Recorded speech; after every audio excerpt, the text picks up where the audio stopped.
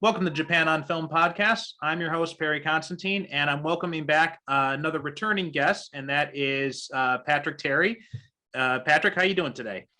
Doing well. How are you, Perry? Doing good. So now that you told me just offline, you just completed your doctorate. So do I have to call you doctor now or professor? Or I mean, in this context, not necessarily, but I mean, we are speaking about something that we both use in our classes, so in one small context, yeah, I would be Dr. Terry in this situation, but it feels very strange to either refer to it to yourself or have someone say it. But within like an academic context, it's like, yeah, you've worked for the credential, you want to be able to use it now and then. But it's just sort of nice to be past that phase and getting back into, discussing film like we're going to do today, and thinking about the classes that we're going to use this film for. So I'm really looking forward to our conversation. Yeah, me too. This is a movie that it got pretty popular overseas when it first came out in America and other countries, but long term, I don't think people really understand. I think people just kind of look at it as like kind of like a fun little, comedic romantic film. I don't think they realize that it's actually got a whole lot of layers to it, and that is so the film we're talking about is, what was the year? 1996's Shall We Dance, which is pretty much the same title in Japanese as well as English. Just the Japanese title, they have dance written in katakana, so it's dansu. But other than that, it's pretty much the same title. And I first came across this film, I think, back in the early 2000s when I really started getting into Japanese film. A lot of the DVDs you'd get, they'd have previews of other Japanese movies. So that's how I discovered Linda, Linda, Linda. That's how I discovered Train Man. And one of those DVDs had the trailer for Shall We Dance on it. And I saw it, I'm like, that looks okay, whatever. And I rented it, and I'm not sure if I rented or I bought it, but either way, whatever it was, and I watched the first time, I'm like, okay, not so bad. And it wasn't until years later that I went back and I rewatched it after living in Japan, and I realized, oh wow, there's actually a whole lot going on in this movie. Yeah, definitely. I mean, I had a sort of similar engagement with the film when it was first released in 1996-97. I was a little bit too young to like see it in the theater, but like you mentioned, there were a lot of press releases. You had people like Siskel and Ebert reviewing it on their show, so it was getting a lot of buzz. But I was like yourself, it was in the early 2000s when I started undergraduate study that I think I watched it for the first time. It was amongst a number of different films, but it was the first one I saw that was more in keeping with a light drama than something that would be more genre specific, like some of the J-horror films that were being released, or something more specific, like the Train Man film you mentioned, or some of the films like Battle Royale or Versus that had an action kind of element along with social commentary. Shall We Dance, like you said, on the surface feels sort of like just sort of a light, fun time. You learn about dance, you learn about the salaryman, but there are quite a few layers to the film. Yeah, and one of those layers I want to touch on right from the start is just the attitude towards dancing, because there are actually two versions of this movie. The first one I watched was the one that was edited for American release. May have been the same for you. And it wasn't until years later that when I was in Japan, that I actually saw the full length version. So the full length, if you've only seen the American release of it, the original release, it cuts out some stuff. Like the movie opened with kind of like a description of ballroom dancing and like very, very brief overview of its history, which I don't think that was in the American version. That seemed that was just in there just for the Japanese audiences, because dancing's not really a big thing here. And that's one of the things that surprised me coming to Japan, is talking to students and finding out that they don't have things like prom or homecoming dances in school. They don't have like dancing at weddings or functions like that. It's just not really a cultural thing here outside of like the festival type of dancing. And that's definitely a problem, because this, I believe, was a Miramax distributed film in the United States. And that's notoriously a problem with Miramax. You know, you have whether it's apocryphal story or not, you have the note that Hayao Miyazaki sent a katana to Harvey Weinstein saying no cuts for Princess Mononoke when it was first going to be released, because there had just been numerous examples of that happening. So it's curious. I can't recall if I ever saw the US release of it. It's been so many years and I've watched this many times, but it's curious if that opening sequence of the, you know, sort of description of ballroom dancing, and more specifically the lack of dance in Japan, you know, like you're saying, in terms of dances that happen at schools, or ways in which in US culture dances would be a part of sort of life events at different points, you kind of almost need to keep that for the US release, so that it also provides a context for you understanding some of the behavior of the characters. You know, that right away, that it's such a wonder, because it also balances out with the end of the film, and beginning and ends of films are so important. You know, whenever we teach a class, I always try to clue my students into what's happening right at the beginning, at the end. You know, is there a meeting of those two ideas? What's been the trajectory of our characters and the development of the story? And this film really rounds that out by giving us this literal stage that characters are working off of. But it's so important for us to understand the plight of Sugiyama before we even meet him, to know that there is sort of a boundary of, you know, dance not being a part of life. And what I love is that it doesn't matter if it's actually true or not, because there might be lots of people that love to dance in Japan, go to the club, you know, shake loose. But within the world of this film, it's creating a context for us to understand the behaviors we're going to see of, you know, the Aoki character, you know, when they're in the office, or Sugiyama as he has relationships with his family versus how he behaves when he's in the dance school. So you need that opening to kind of give us this entrance into the world. Yeah, I agree. The opening is pretty important in that light. And I think the other thing that Miramax, I wasn't aware that this was a thing that Miramax was notorious for, but another thing they had cut was, if I'm remembering correctly, because it's, you know, again, it's been like, you know, 10 years or more since I've seen that original cut. But I think another thing that they edited out was the subplot about Mai and the whole thing with her partner, which, you know, on reflection, I don't understand why they would cut that, because that is so crucial to understanding her character and her place in this movie. Yeah, I mean, anytime that you have like the shrewd business side of it, is that you know, the Kishikawa's like past life as a dancer and relationship with her mother, all of that, she's a secondary character. Like if you're just, if you're looking at it as just, where can we chop this down so we don't have an over 2-hour running time, we're going to get this down to like an hour 47.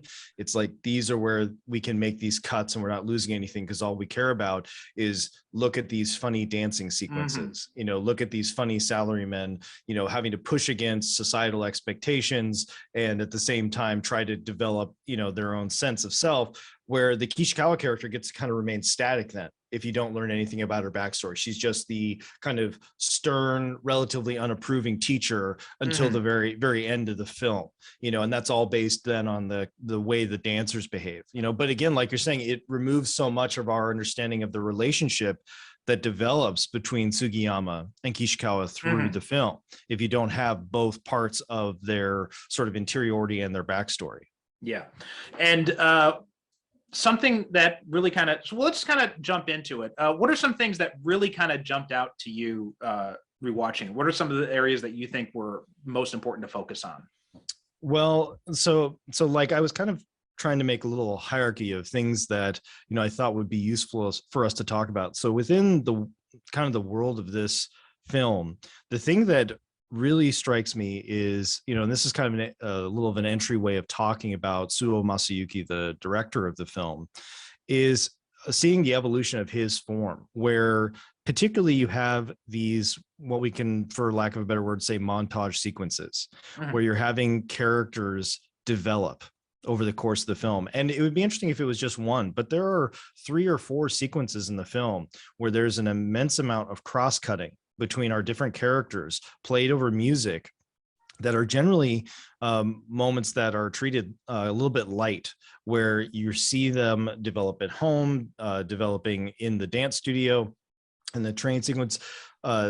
that's where I feel like this film really shines, because it has the sort of light flow of those different dance sequences that we ultimately see in the competition. So that sort of hard work training element is, again, I think an element of success both domestically in Japan and internationally for Western audiences, because there's a familiarity with that editing style and also seeing characters develop. So watching Sugiyama go from being completely timid, and just having an idea that he would step foot into the dance studio, to then ultimately becoming much more accepting and open to the fact that like he really loves this and he finds value in it. Those montage sequences get us to that next step before we hit another dramatic sort of block. So that's what I was really, in terms of catching my eye this time around, that's what stood out in this particular viewing. Was there something that really grabbed you this time around? Something that jumps out at me every time is kind of like the progression of Sugiyama and how he goes from, because this movie, it doesn't present Sugiyama in the best light right from the start, because this is a guy who, he seems like, a decent enough guy. He seems like a loving husband, but then he's joining this dance school so that he can, hit on this young woman here. So it presents it in kind of it has a very creepy vibe right from the start. But over time, it's an interesting way that kind of develops, because it's not so much that he's, a lecherous guy or anything like that, although there's definitely an aspect of it. Like he says when he's talking to Mai in that scene, when he says that her melancholy look charmed him. And that's something that always jumps out at me on repeat viewings, and something I talk about in my class, and you have to remember the context that this movie is in, because this is the mid-90s. So this is like right in the middle of the lost decade of the Japanese economy, after the bubble economy of the 1980s kind of crashed. And in this time period, this is when the companies really started changing the social contract, because in the post-war era, the social contract was, look, you're going to go to school, you're going to graduate, you're going to come join a company, you're going to sign your life away to this company, and in return you're going to get a good salary, you're going to get good benefits, you're going to get an annual bonus, you get all these things that and you're guaranteed a lifetime employment, and then when you retire at the age of 60, 65, whatever it is, you get a nice pension package. That was the social contract. And then after the bubble burst, there was the companies started changing the social contract. And then it was this idea of, okay, yeah, you're not going to get your employment is not so stable now. And it's funny too, because I watched this fairly recently after seeing Tokyo Sonata, which has a lot of the same themes in it. And, the company's just kind of changing things, like, well, now it doesn't matter how long you've been at the company. The whole idea of loyalty to the company, where it used to be a two-way street where you're loyal to the company will be loyal to you. Now it's just a one-way street. The company is not guaranteeing you anything, but they still expect you to be loyal. And there's that whole aspect of it. And the whole idea of, like he says at the very beginning to Aoki in the office, I sold my soul to the firm to pay for the mortgage on the house and all this kind of stuff. And it's this kind of idea that traditional, way of life for the Japanese salaryman is that everybody is told, this is what you have to aim for, this is the best you can expect out of life. It's so unfulfilling, and he gets everything that he's been told he has to get to achieve happiness, and he's not happy. And I think that's a really interesting part. And he sees kind of and everyone else around him, they don't seem to share the same thing. Right? They don't seem to have that same problem with this situation in life. And so when he sees Mai's face and this melancholy look, he feels kind of this kindred spirit towards her. Yeah, I mean, those opening sequences on the train are really, really vital. And actually, when I was early on in my studies, I had instructors use that sequence of Mai looking out and Sugiyama looking up from the train as a very simple demonstration of the basic process of editing. That, you know, there is in no way a sense that we can know that Suo is exactly shooting Mai at the same time that he's shooting Sugiyama. That that's a constructed sort of relationship between space and time. And I've always sort of used that then as my own model of thinking about choices we make of what shots we put in one way or another. Because like you're mentioning, within the context of this story, that simple edit from the train to the dance studio and back provides the context for every choice that Sugiyama makes throughout the rest of the film. So you kind of need those moments to create a sense of what's he actually longing for, because there's of course the close-up of the instructor looking out the window, but you also have the advertisement itself for the studio that's out on the window, like you see in many train stops, you know, around Japan, where, you know, they use the buildings around the train station to put up advertising. So it doesn't necessarily seem out of place, but for Sugiyama, it provides a context for this outlet for his life. And that's where, you know, you're mentioning sort of the asset bubble crisis. And I think that's exceptionally important for the specificity of the film.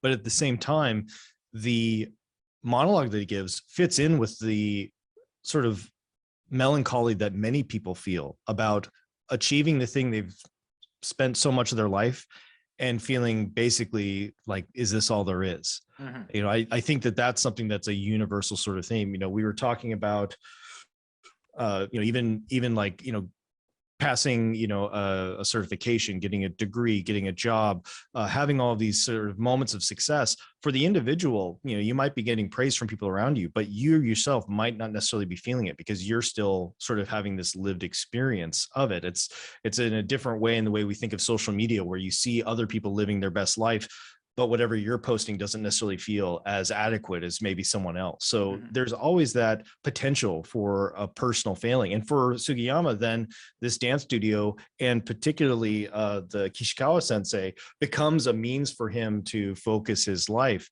which is why I've actually never really viewed Sugiyama as creepy, as like having an actual desire to step out on his wife. And I saw it more as, I mean, and that, I think that's not a wrong reading by any means. I think that it's absolutely there, that there is a classic idea of like, oh, he's going to step out on his wife and he's going to try to, you know, romantically engage with her. But the way I saw it is more, you know, based on that sense that he is not happy in his life. He wants anything to fulfill it, and it's not necessarily sexual. It's more built around wanting to have that thing that you want to get up in the morning. And that's where, like, very early on, even though he has a brief interaction with Kishikawa, you see him riding his bike to the train station and going back. You see that with a much better posture and brisk sort of movement than you had in the earlier scenes. And that's where I think that Suo is just an exceptionally successful filmmaker here, because he puts all of these building block shots in the film that are very short, but tell us so much about what's happening to each character throughout the film. Yeah, I agree a lot with that. And I think that's kind of the point I was trying to make. Maybe I didn't quite articulate it so clearly, but that it's not so much that the film kind of does a bait and switch, because it presents it to you as if in the beginning, as if it's this lecherous type of thing, that, you know, he's this creepy old guy chasing after this young girl.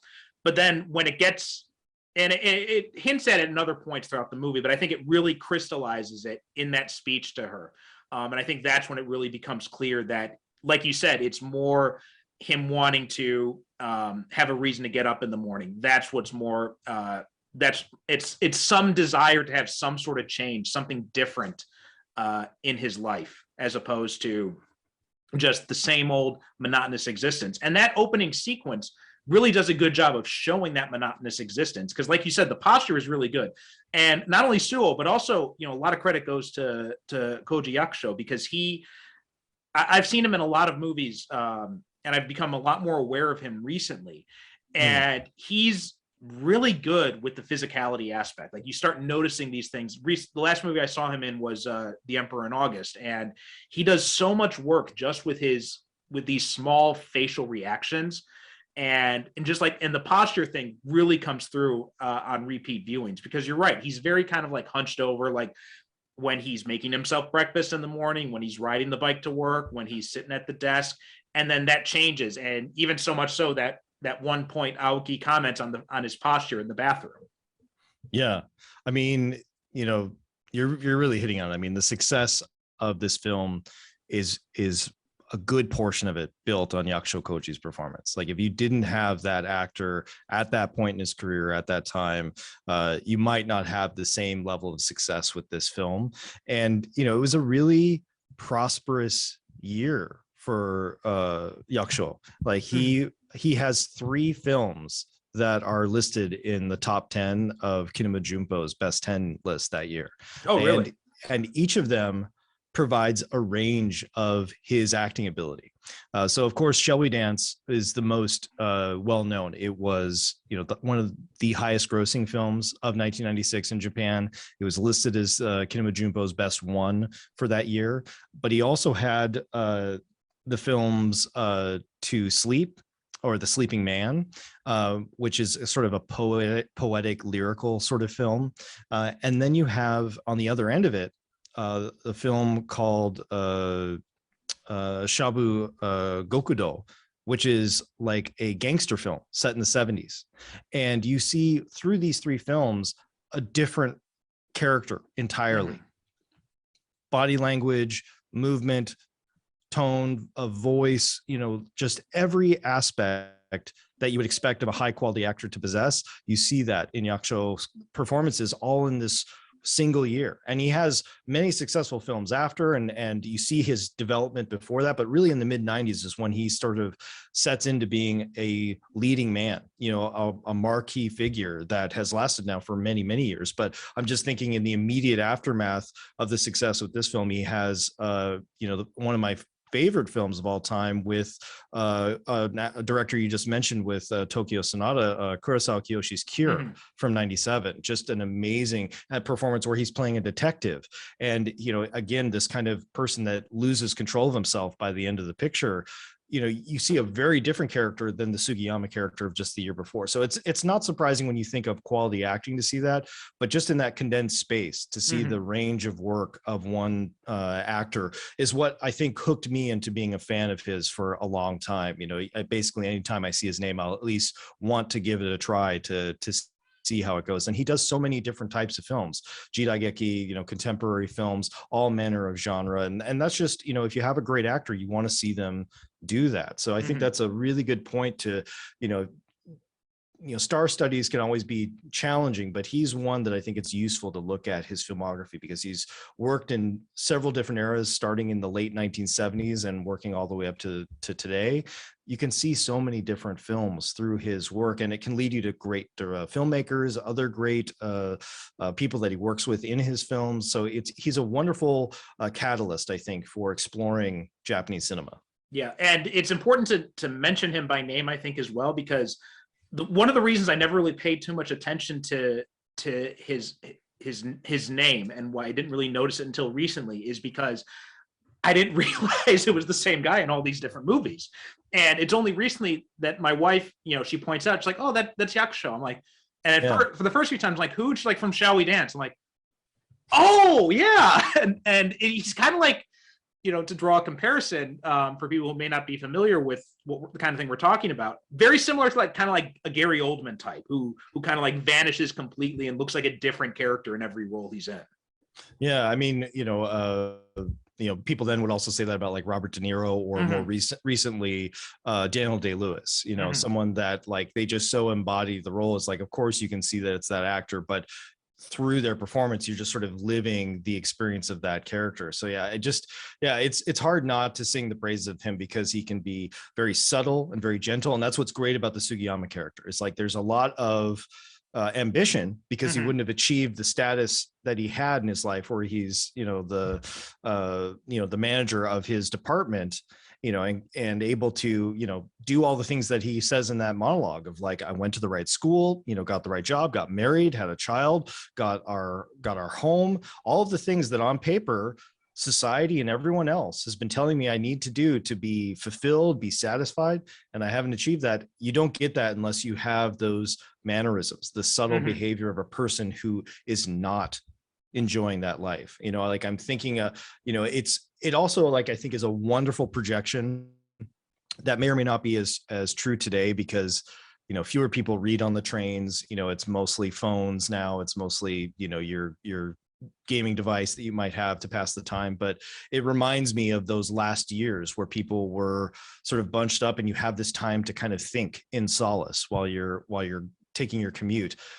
Just having those scenes of the commute, I think, are really useful for people that either live in Japan or are trying to understand a small aspect of Japanese society, of particularly when you're living in the city, these moments in between you having to be at work and being at home. There are these spaces that exist. And that's where having those moments of him getting not just on the train, but also on his bicycle. Like, you're not home when you get off the train. You also usually have to travel to your home. And depending upon how successful, unsuccessful you are, means however long your train or bicycle ride will be. Having those moments, I think, is also really helpful to let us breathe with this narrative, because there's not dialogue happening in that. So it's a lot of work on the audience to then connect with this character, think through what they're doing, and equally then thinking of how does like the organization of a city and the way in which people move through spaces happen in this film. And that's something that I just was really like, I was smiling when I was watching it this time, because it reminded me of those long bike rides I had to take at night, or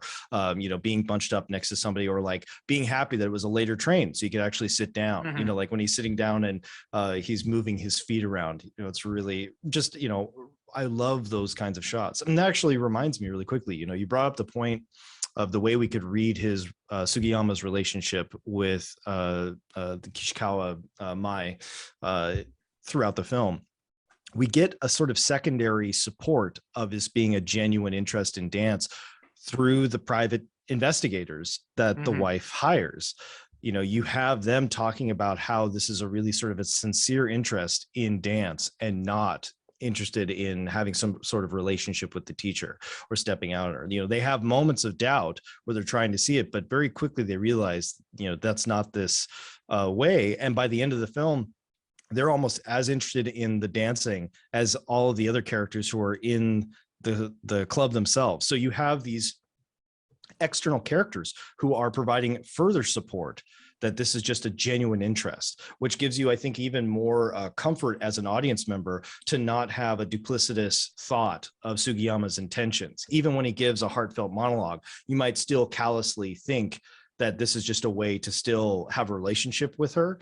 But we have these external factors that give you the pass to go, no, you can kind of rest easy. This is really more about what you've been enjoying all along, the process of these individuals who have had, for different reasons, a purpose to come to this dance school. That there's sort of, that's where I think the warmth continues with this film. And why it's, I think, useful, because you take that warmth, but then you easily go back out into the social background. That's where we get then the window back in for us to be able to talk about the asset crisis, the reason why someone would be dissatisfied with, achieving so much in life, seemingly, being able to have a salary, being able to buy a home, all the things that the Aoki character is sort of, when in the first scene telling Sugiyama, basically, you should be, really happy, life should be great for you and for your wife and child. Yeah, I want to talk about Aoki then. I think that's a good transition to talking about that character, because this guy he's such a fun character. He plays these types very often in these types of movies. He plays these kind of like eccentric type of characters. Like he does it in Water Boys. He does it in Swing Girls, and in so many different movies. He plays this kind of like eccentric comedy relief character. And what I love about how he does it here is also how he's a reflection of Sugiyama in a lot of ways, but like a more extreme reflection, right? So it's the whole thing about him. He talks about how at that meeting when he says, people would say, if I told people that I was taking dance schools, they'd say that, oh, I'm just doing it to meet women. And in a way, he kind of is, because he's constantly trying to find these young partners. As he's saying this, he's checking out the other women in the bar there at the restaurant. But you also get the sense that he's someone who also really, really loves dancing. So he's got these two aspects of him that are very much like almost caricatures of Sugiyama in a way.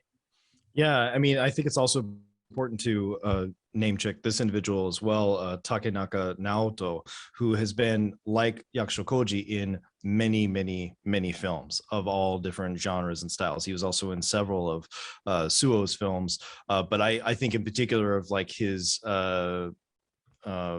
picture, like he's in Tokyo Fist with Tsukamoto Shinya, very, very popular director. He has, an appearance in Water Boys, which was a very popular film in the early 2000s about high school swimmers that join or develop a synchronized swimming club for men, which was, kind of unusual based on the manga.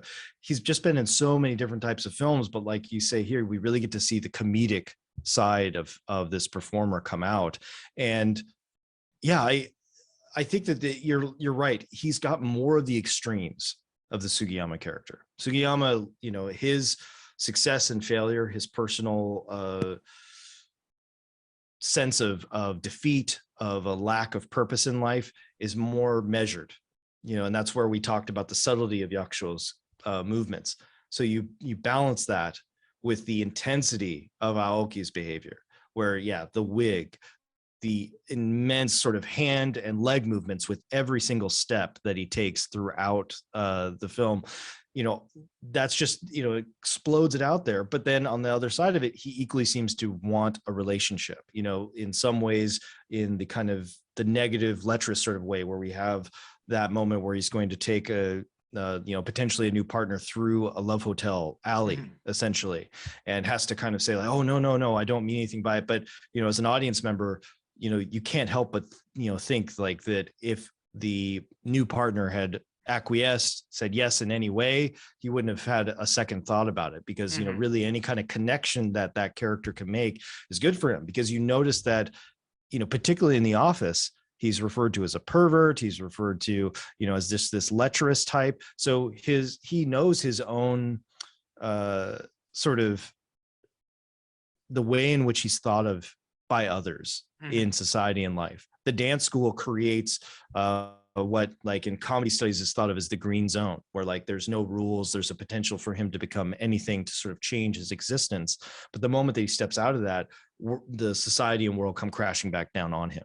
And what that potential new partner, I think, said to him is that, she really likes when Aoki is just being Aoki, when he's not the person that they dance with, and that really the way he's dancing is the part that needs to be sort of changed slightly, and we see it in the dramatic sort of removal of the wig scene, where he can kind of be himself both in society and on the dance floor.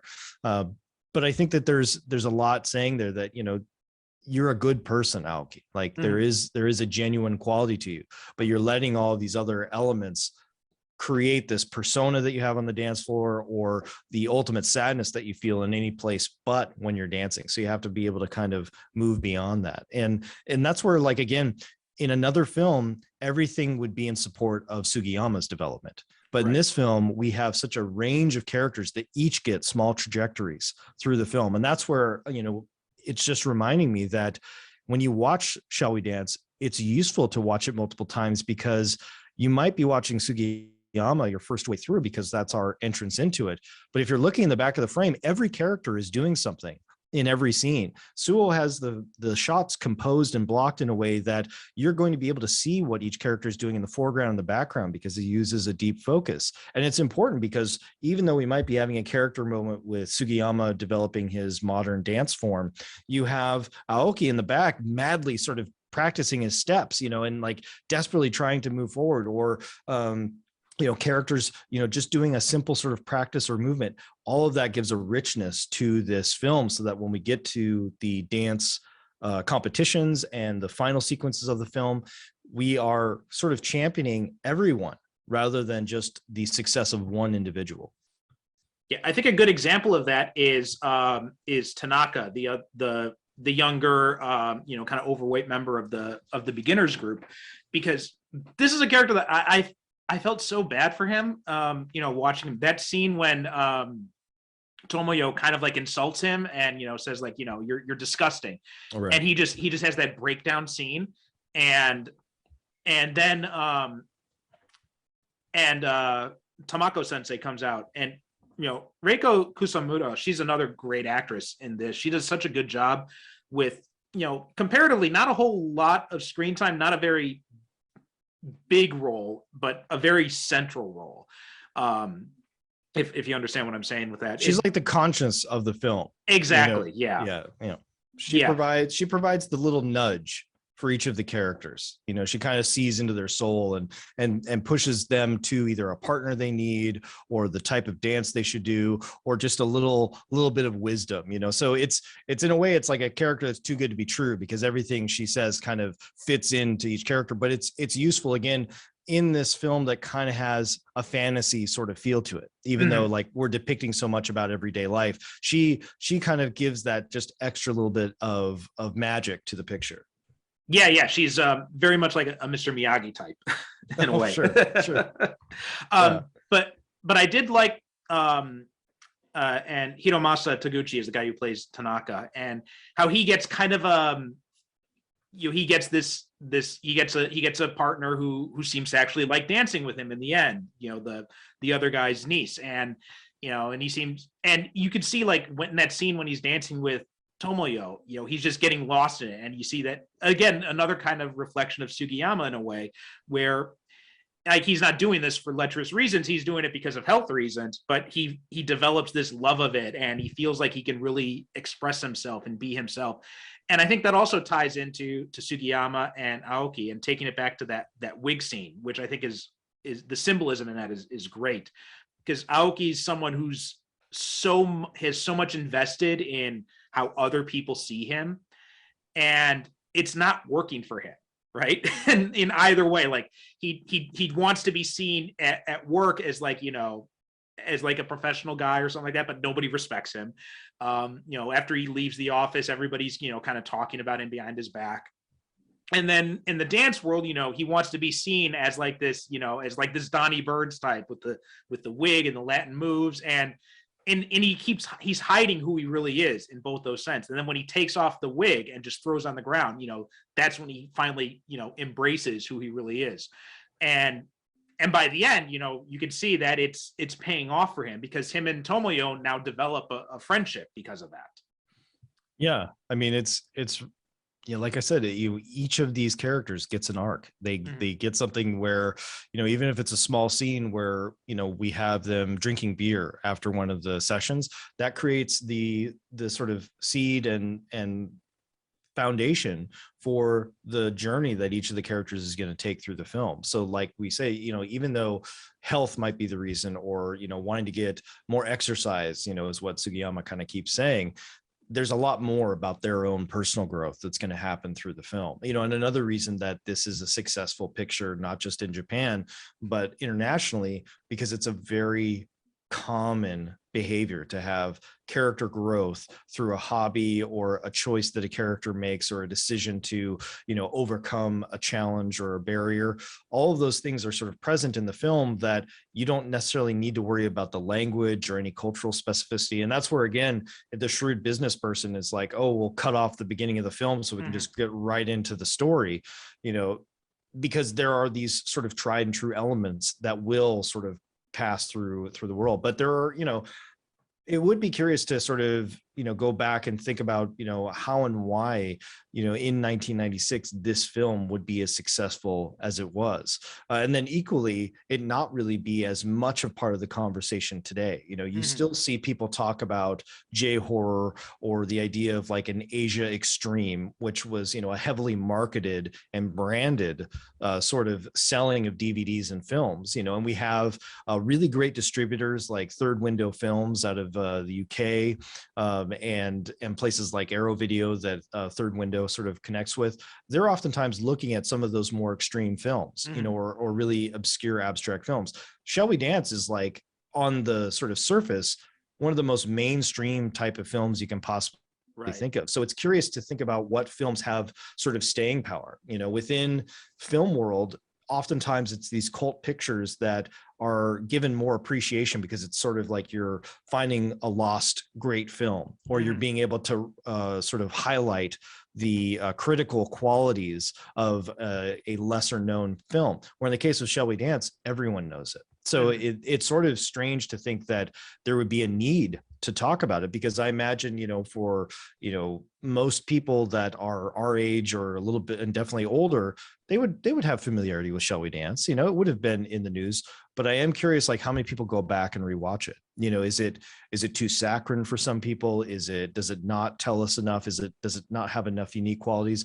I don't really know. And that's why I'm excited to be able to offer this and show it to students again, and kind of see, now getting close to 30 years on from the initial release of the film, what are the things that people either connect with or feel are maybe cliche or dated? That's what I think is really interesting, because you and I both seem to have an appreciation for the film. We find elements that are personally interesting. We have these different elements that we want to talk about that we think are windows and a way for us to talk about the 1990s in particular.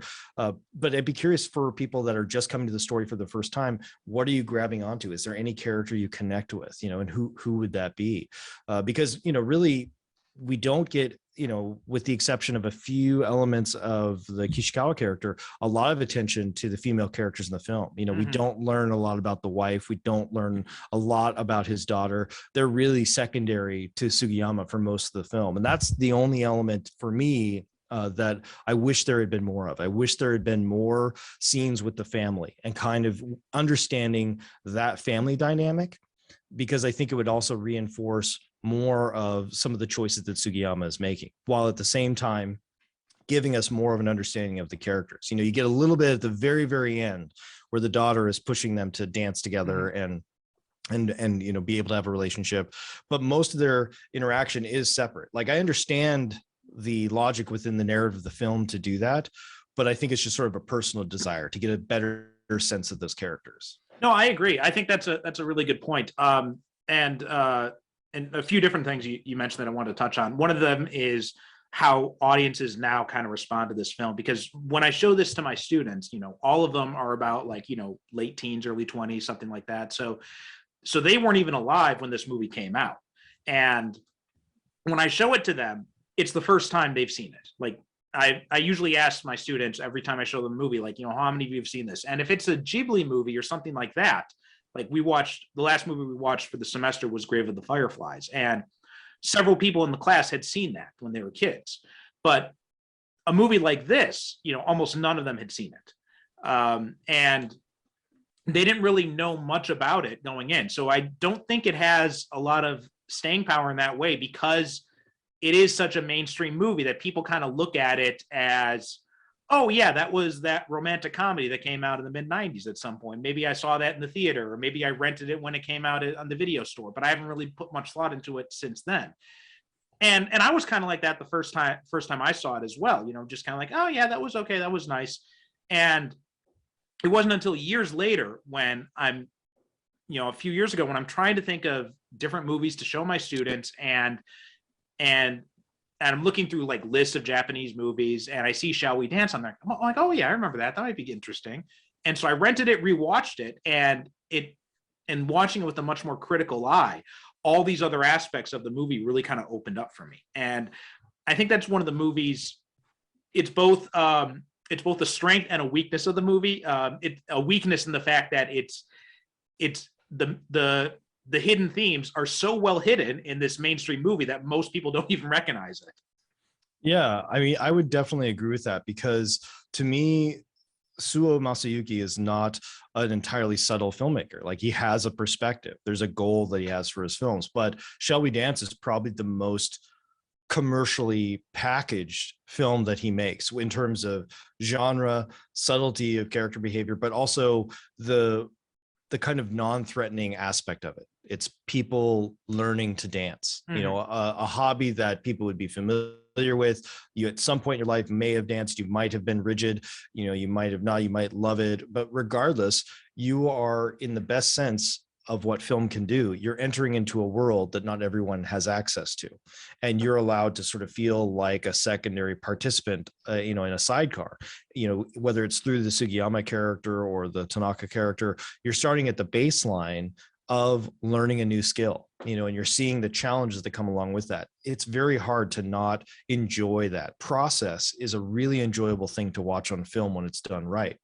And I think that that's something that allows it to glide over, like we're mentioning, the social aspects, the structure of the family, the changing economics of the time. All of that's really, it's in the background. You have to actively start talking about it for it to be an important part. I can only imagine that the reviews in the West, I'm thinking particularly of your hometown of like Roger Ebert reviewing this in Chicago, like thinking about basically just the potential of a love story, but also really like the fun of just watching these characters dance. And like, aren't the two characters of Sugiyama and Aoki so interesting? And, like it's very charming that they're learning to dance. I'm reminded actually specifically of President Bill Clinton. He name-checked Shall We Dance as like his favorite film of that year. And he referred to it as like, don't you just love those two guys?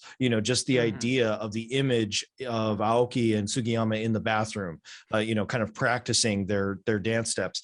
Like that's an image that just, seared into the brains of a lot of people watching it for the first time, because like it's funny, it's charming, it's, we see characters that we don't see every day, but they're reflective of, again, what do you do when you're feeling dissatisfied in life? Well, a lot of times we're told to go find a hobby or to, explore a passion. Here's an outlet for that. But it to me is, like I was saying, it aligns a lot of what Suo Masayuki's career is like. Now, I wanted to ask you, have you seen many other Suo films? I actually don't believe so, because when you were going through that and talking about him as a director, I was trying to think if there was anything in particular that jumped out. So I'm just checking his filmography right now. While I do that, or is there any that kind of jumped out to you? Any that are really big for you? Well, I was going to say it's actually several, because Suo Masayuki is a very, very useful filmmaker if you're talking about the 1990s, because he's coming out with a film in 1996, right at the same time that you're having the success of younger directors like Kurosawa Kiyoshi, like Iwai Shunji. Even though he's older as a director, he's kind of hitting his stride. Kitano Takeshi, having these films be somewhat successful in the United States or in Japan, but internationally, particularly at festivals, they're really starting to get acclaim. And 96, 97 is a heyday because you have, Hanabi winning at Venice. You have the success of films like Shall We Dance start to, once again, reignite the idea that Japanese cinema and particular directors in Japanese cinema are really, really important. Well, part of that is based on what film companies are producing these works. And that's where Suo is sort of a useful example because his films are being co-financed with Daiei Studios. He has multiple producers because this time the studio system is broken down and you have a very different way in which films are produced. But Daiei Studios is once again sort of pushing a lot of these young filmmakers out. They help support Kurosawa Kiyoshi. They help support Ano Hideaki doing a few of his live action films. But Suo starts as a softcore pornographic director. And he makes a pink film in 1984 called Abnormal Family, which is a kind of parody of an Ozu film. It's like an Ozu film if the family all slept with one another. Mm-hmm. It's a very, very curious film, but it's one of those examples of how you have Jasper Sharp and others writing films about or writing monographs about pink film as examples of these auteur directors that got their training by making these pornographic pictures or softcore pornographic films. And that was sort of used as a model of saying, look, Japan has always had auteurs, but the studio system has sort of let us down. And so they had to go to these other outlets to find their films. Well, Daiei Studios was a major studio in Japan all the way up until 1971. They go bankrupt because of, again, mismanagement of funds, stretching resources amongst a host of different enterprises, and really not being able to kind of keep it all together. The other companies weren't much better, but they were able to focus and keep themselves solvent at that time. But Nikatsu and Daiei have a lot of trouble. But then you have Tokuma Publishing purchase Daiei Studios after its bankruptcy, and slowly but surely throughout the 70s and 80s into the 90s, they're making a handful of pictures every year. And Suo gets attached with Tokuma's ownership of Daiei and releases films like Fancy Dance, Sumo Do, Sumo Don't. And those films are, again, I think, stepping stones to Shall We Dance, because they show a character at a crossroads in life at different sort of points. And they're both process films. In the case of Fancy Dance, it's a pseudo punk rocker, but it's more of like a ska band rocker who has an opportunity to get a lot of money, but he has to become a monk for a year. And so you get, once again, to enter into a world that few people have familiarity with, and you learn about process and behavior in that film. And then in a more well-known or accessible sort of story that fits the same bill, you have Sumo Do, Sumo Don't in 1992 of a guy who joins a sumo wrestling club in college. And you once again have a group of misfits, people that wouldn't fit the pattern of sumo wrestlers all coming together. So you're once again learning about a skill set, a behavior that is known, particularly to people in Japan, but even internationally, people are familiar with the idea of sumo wrestling. And this gives you then an entrance into the language, the behavior, the challenges that come with it, and particularly through characters that you wouldn't naturally see doing this, all the way to then 1996 when we get Shall We Dance. So you see this sort of evolution that you don't always see with the director. We always talk about the arcs of directors and their careers, but it doesn't always match. It doesn't fit. But with Suo, you see this development over time. But then there's a huge gap. He has just immense success. There's so many interviews with him at the time. People are clamoring about what's your next film? What are you going to do? But he becomes so disillusioned. There's multiple interviews of Suo saying, I really don't know what I'm going to do next. It's so hard to get a film made.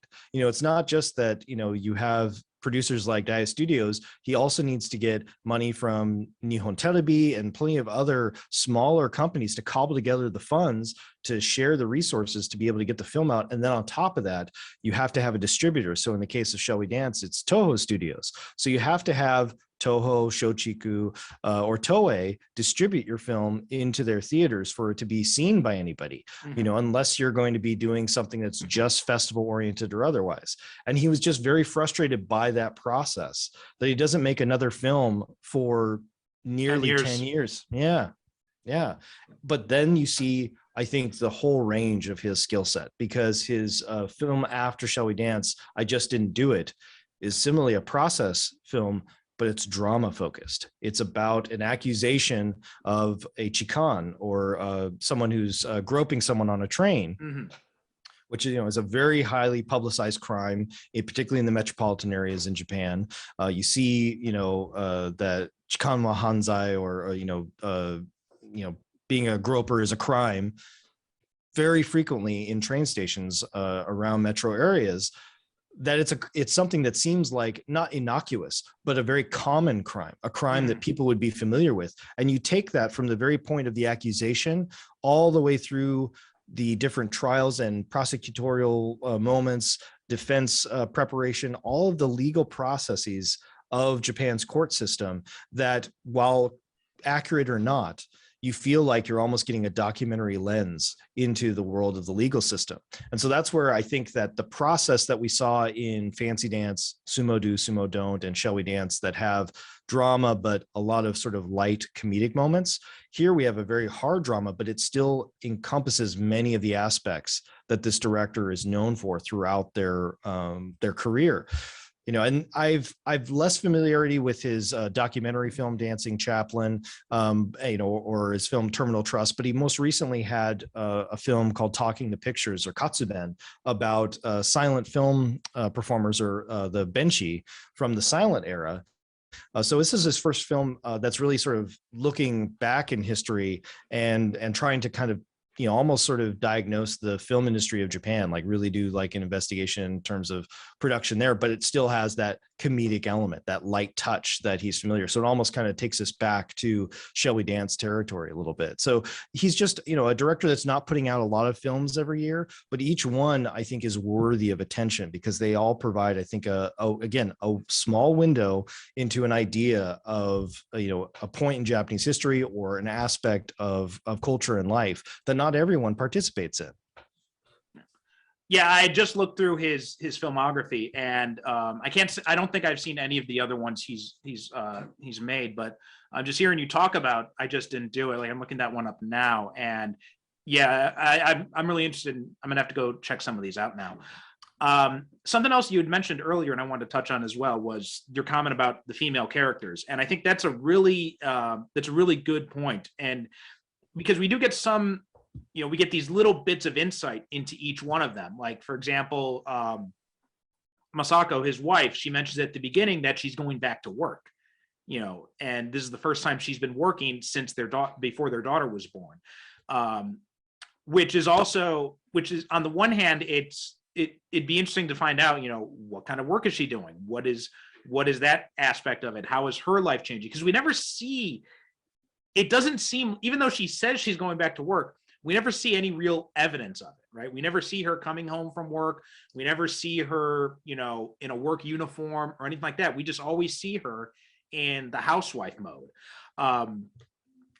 But also, then that's partly a window into what's happening at the time, because, you know, up until this point, that was the trajectory of women. They, you know, they go to school, they come out, they, you know, maybe work for a little bit, but once they get married, it's like, when are you gonna have a baby? Then you have a baby and you stop working and you don't go back to work. You just become a housewife, basically. And then it was during this, during the lost decade, when you started to have this situation where a lot of families had to become two-income families because the wages were stagnating and the cost of living were going up. So you had to have women going back in the workplace too, which is, you know, not a bad thing, obviously, but it does serve as a note on the time period as well. But we don't get any more of it. And I think it would have been interesting to see, like, what is her life like? Because she seems at the beginning, like, almost, you know, she seems almost too devoted to her husband, right? The whole thing is like, oh, he's such a good father, he doesn't make me wake up early and make him breakfast. He said I don't have to do it and all this, and I wish he would just have fun. And then so it would have been interesting to see a little bit more of her perspective and a little bit more of what was going on in her mind. But on that note, one of my favorite scenes in this movie is there are two favorite scenes I have with her. One is after they come back from the dance competition, and you see and again, going back to Suo's filmmaking, I love the way he frames that scene with, she's sitting at the kitchen table and he's sitting on the couch, and they're both in the same frame, and there's this distance, this physical distance between them, and they're not even looking at each other, right? Her back is to him, he's looking straight ahead, he's not even looking in her direction. And it really kind of, that also as well, the fact that they sleep in separate beds, right? And it shows this kind of like distance in their marriage. And that's, in part it's a character thing, but it's also a commentary on the general Japanese marriages, the stereotypical Japanese marriages, I guess you could say, where there is this kind of idea that, once you get married and have kids, then it's kind of like, okay, well, then the wife becomes the mother of not only the kids, but also of the husband. And I think, and there's this distance that develops, which is why there's so much extramarital activity going on in Japanese marriages, or at least back then. I'm not sure about what the numbers are today. And then you contrast that with the dance scene, and, the daughter kind of forcing them to dance together in the front yard. And one of the things I love about that scene is, the fact that she's struggling with the steps, and it's a whole metaphor for their marriage, right? The whole fact that she maybe doesn't completely understand this, she doesn't completely know where he's coming from, but she wants to make the effort, and he wants to try to help her, and they want to try to make this thing work. I think it was a really beautiful scene, and it almost chokes me up every time I watch it. Well, I mean, I think that goes again to the successive process on film. Like if Mhm. you can see, you know, people struggling, and then either through trust or hope or faith or practice, all the things that go into depicting a development, that when you achieve that result of doing it well, or realizing that something you did was wrong and making the adjustment, there is a satisfaction in that, because I think most individuals, you know, if you're attempting something, you don't necessarily have to be perfect, but going from not knowing to knowing, that transformation is really valuable, and it's very useful in storytelling, you know, because there is a, you know, we think about static or dynamic characters, there's usually an affinity for dynamic characters. I can only think of like a handful of films where you love a static character that doesn't change, has no Mhm. development whatsoever, and you still really love the film. There's mostly, in this kind of narrative storytelling, you know, a desire to see Sugiyama have success, a desire for him to not only be successful at work, at home, in his hobby, but yes, also in his marriage. You know, it wouldn't feel as good if he got divorced midway through while he was trying to do this. So having that scene is super useful. But I think that's what sort of reinforces our point, that if we had an ability to be on set and make some sort of script note, we'd want to have a few more scenes with that Mhm. family to further emphasize the way in which they're done. You know, it doesn't even have to be long, but just early on, seeing how and why they're dysfunctional. You note the fact that they sleep in separate beds. So there are cues, but again, as in terms of understanding those characters, you know, you just don't get a lot more than those few little moments. Mhm. But it's really satisfying when we have that final sequence. You know, again, shot really well, looks really beautiful, you know, and you know, it's hard not to look at Yakusho Koji. Like when he's on screen, I want to look at that man's face.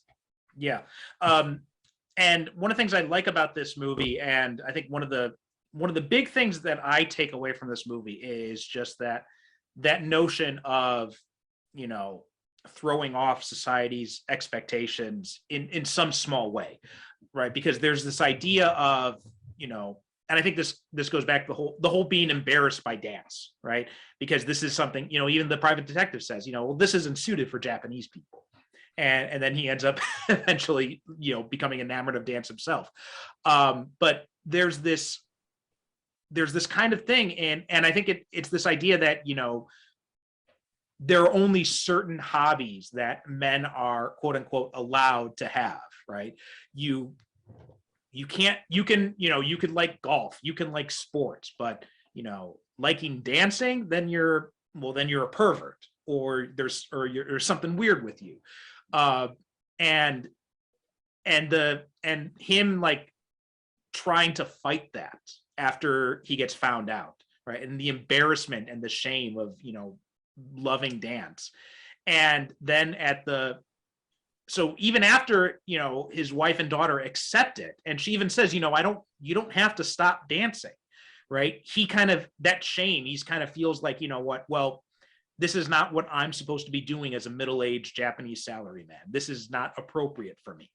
And then you see that, I think this is one of the great things about that sequence leading up to him going to the dance hall at the end, is all these scenes of him trying to do the traditional salaryman stuff, right? He goes to the noodle shop, he goes to pachinko, and it's just like he's just completely unfulfilled in all of it until he eventually accepts what he actually loves is dancing.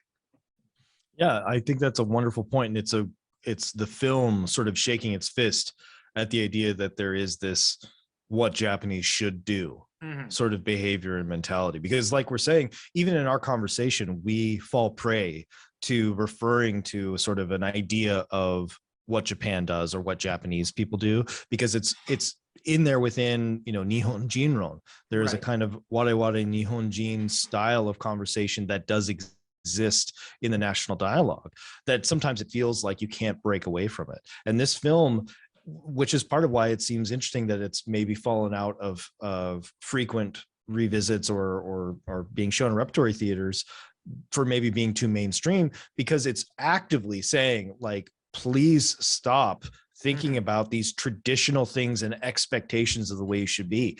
Find your ballroom dancing. Do the thing that is going to find personal success for you, that's not harming anyone else, that is outside of your expectation of what you could or should do.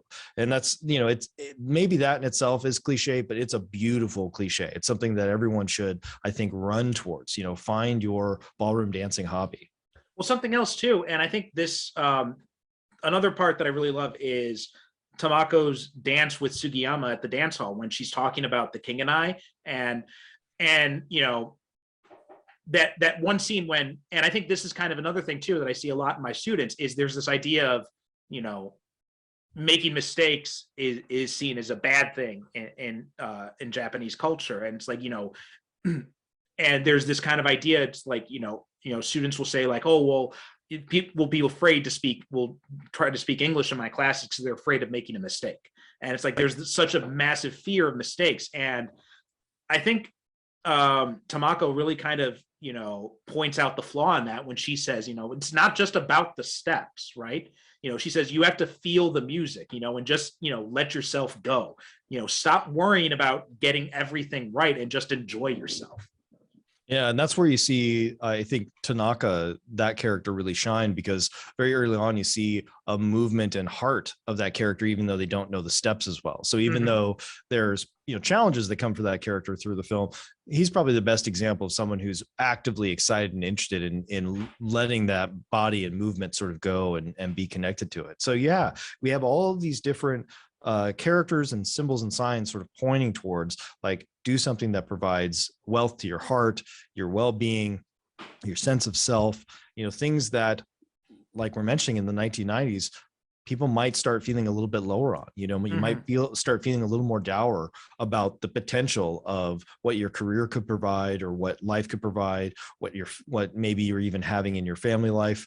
There's any number of reasons why you might be down. This is a film that's trying to point you towards ways in which to kind of persevere. Again, we kind of are relying a little bit on cliches, but when you're kind of in your lived experience, you need some things that will continue to get you on that bicycle, get you back on the train, be able to kind of continue with your life, because it's something that you're thinking about. It's something that's giving you a constructive way of thinking about your world. And for Sugiyama, dance is doing that. And it's just, that's why it's hard not to, I think, fall in love with the film, be interested in watching it again, finding other sort of elements as you watch it again and again. Another thing I wanted to touch on, this is probably the final point I personally want to make. And then if you have anything else you want to touch on, we can talk about that. But I want to talk a little bit about Mai's character, because she's, I think this is why that the whole subplot with her is so important, because you kind of see her falling victim, and this kind of connects to what I was just saying with, this idea of, dance as in not so much dancing for joy, but dancing for achievement or something like that. And her whole obsession with the fact that, well, my partner didn't protect me. And she's got this kind of like elitist attitude, like when she meets with the potential dance partner, and, and he kind of chides her for the fact that when he says, well, you want to dance here? And she's like, what, here in this place, this with all these like, all these like lounge lizards and, and showgirls. And he's like, hey, they're people having a good time. What, why do you have to, not everything has to be an elite competition or an elite ballroom. You can just dance. And he tells her, I hope you remember to have fun while you're dancing. And I think she's, and it's important that, and I think it's good that she learns that lesson from Sugiyama. Do you have any thoughts about her?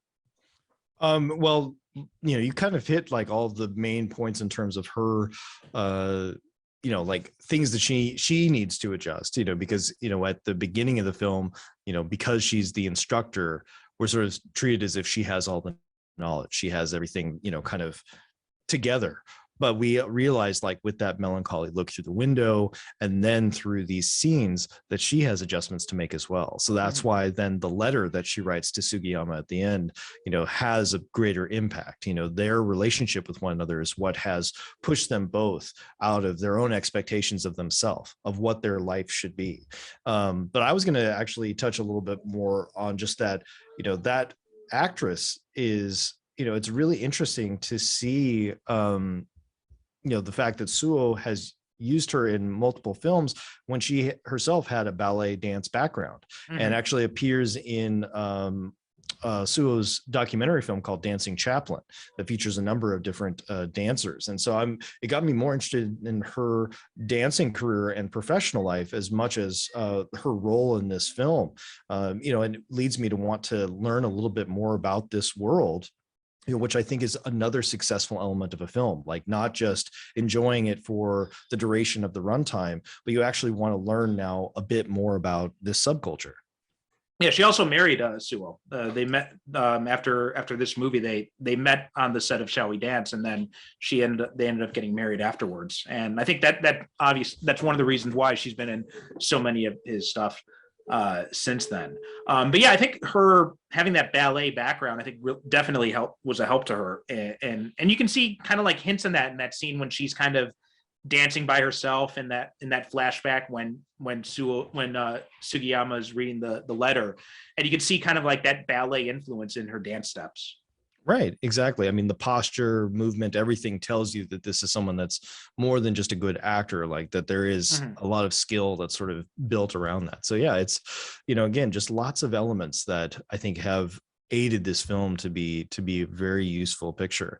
And, in terms of like any final thought, I think it's as our conversation has shown, like there is staying power with this film. There are useful elements to be able to go back and look at this picture. It's not just that it made a lot of money or has been put on top 10 lists, that there is value in, looking at character choices, composition of individual shots, the editing of the picture throughout the film, when we have the montages versus some really standard sort of straight cutting between one sequence and another. There's lots of skill involved in this film that is useful for any film student, but then also for classes that you're just looking at the cultural elements of a picture. Like we are never getting something that's giving you the totality of any society or period of time, but we get this nice little window, this little small representation of a type of concern that a salaryman might have at that point in their life. And I think that that's something that we can continue to go back to. It's why there's such success with that type of story about someone disaffected in their life that's been successful in Hollywood, European cinema, and Japanese cinema. Well, speaking of that too, this film was, remade in the West, same title, starring Richard Gere and Jennifer Lopez and Susan Sarandon. Now, I've never seen the American remake. I don't know. Have you any familiarity with it? No. I mean, I know it more by reputation than I have in seeing it. I remember when it was, being promoted through the trailers and things that were coming out. I had less interest in watching it. Richard Gere has done remakes of several Japanese films through his career. He's had at various times different associations with Japan, which I think has aided in maybe some of the choices that he made to want to be a part of a remake. But I don't have it. But I actually was thinking, after us having this conversation and in preparation for screening this for the class, to watch it just to kind of have a sense, because I particularly am interested again in that opening and closing of the film, where there's a creation of a sense of reason and purpose for our story, that we are going to have characters that are actively working against society. And again, whether or not that's true is less important. That this world that the film is establishing is that these people, by dancing, is a small act of rebellion. I'm curious if that exists at all in the 2004 film, because I think it's not needed in every scene, but it's an important note for why we're seeing characters behave a certain way. The only thing I can imagine is that not a lot of people actively follow ballroom dancing, or there's not ballroom dancing competitions that are screened on television or people are aware of. That's the only thing I could say that would be, the potential for, oh, this is kind of a strange thing you're doing. But I think that element is going to be lost in the Hollywood remake, because there are, like we say, culturally specific moments in life that people dance. There are formal dances. There's an understanding that there is a history of this type of dance. So yeah, that would be a reason, I think, to potentially look at the film. Yeah, I was curious about it for a lot of those same reasons. Especially when I was rewatching this movie last night, I was thinking, like, I really should get around to watching that remake. Although, from what I understand from some of the reviews, is they said that cultural aspect does seem lost in the remake. So I think that's definitely something worth going back and looking at. Is there anything else you wanted to mention or touch on? Anything that you think we left out? I mean, I think we've had just a really robust, nice conversation. So, anything that we have left on the cutting room floor, we can engage our students with, when we screen this film again. But yeah, it's more of an invitation that, this is a film that I think people should, if they've seen it, maybe go back and watch again. But for others, it's definitely a picture to watch. Yeah, I agree with that. Okay, Patrick, thanks so much. It's always very informative. Always love having you on to have these discussions. Is there anything you want to promote or anything like that before we close up? Just that, you can, if you're in the Portland, Oregon region, you can take any of my courses at Portland State University. My Twitter handle is at Film Sketch, where I'm usually reposting things related to Japanese cinema. I've been following kind of the Kinema Junpo campaign and the success of Hamaguchi Ryusuke this year with Drive My Car and The Wheel of Fortune and Fantasy. So I've been kind of following that quite a bit recently. So, I just enjoy engagement with all manner of cinema, not just Japanese film, but that's sort of what I've got going on. And yeah, it's just been a pleasure talking to you again. It's good to see you. Yeah, you too. All right.